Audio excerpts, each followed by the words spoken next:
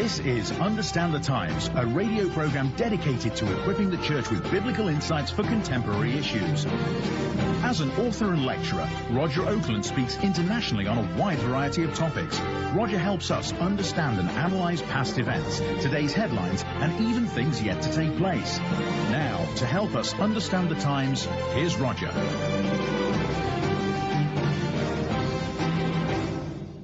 Welcome to Understand the Times. I'm Roger Oakland.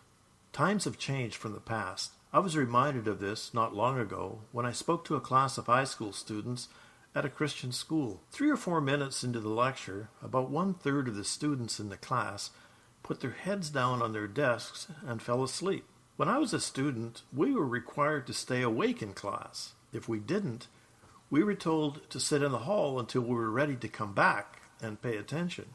Not long after this incident, while I was speaking at another school, I noticed an interesting article that was posted on the bulletin board. The headline read, quote, "Doctor says let sleeping teen lie. They are just resetting their brains," end of quote. According to one psychologist, it has been determined that some teens need more sleep than what was once thought.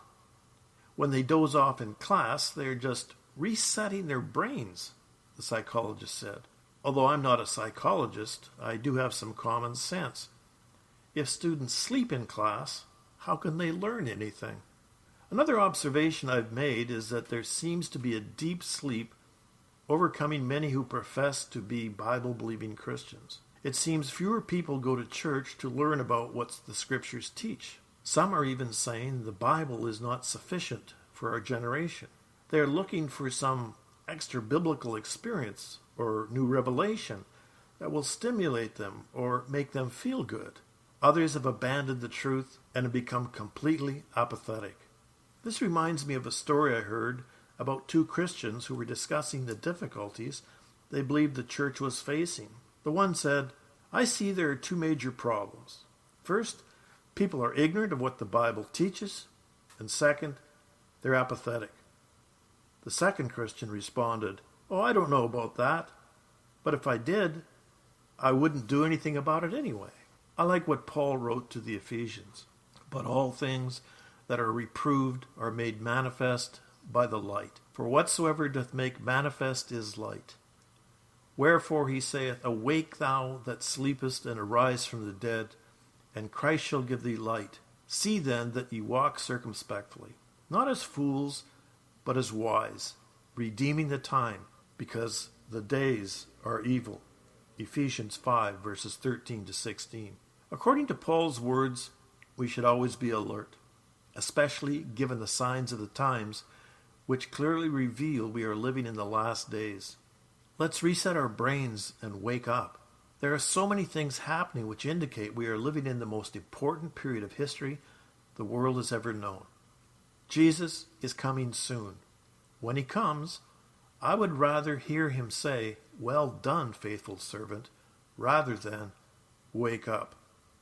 I'm Roger Oakland. This has been a biblical perspective to help understand the times. Please visit www.understandthetimes.org for more information, to order materials, or to contact the ministry. Sign up for our free newsletter, news alerts and commentaries. You can also contact us by telephone toll-free at 1-800-689-1888. That's 1-800-689-1888.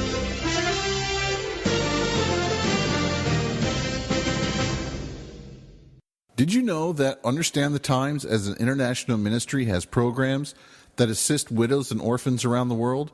With over 40 homes established to care for the poor in Myanmar, Kenya, South Africa, and the Philippines, Understand the Times' desire is to serve those in need and to give them the gospel of Jesus Christ. To find out how you can get involved as a supporting partner for any of these countries, please visit our website at understandthetimes.org. That's understandthetimes.org. Simply click on the UTT Missions tab to find additional information. Partner with us as we desire to reach the nations with the gospel of Jesus.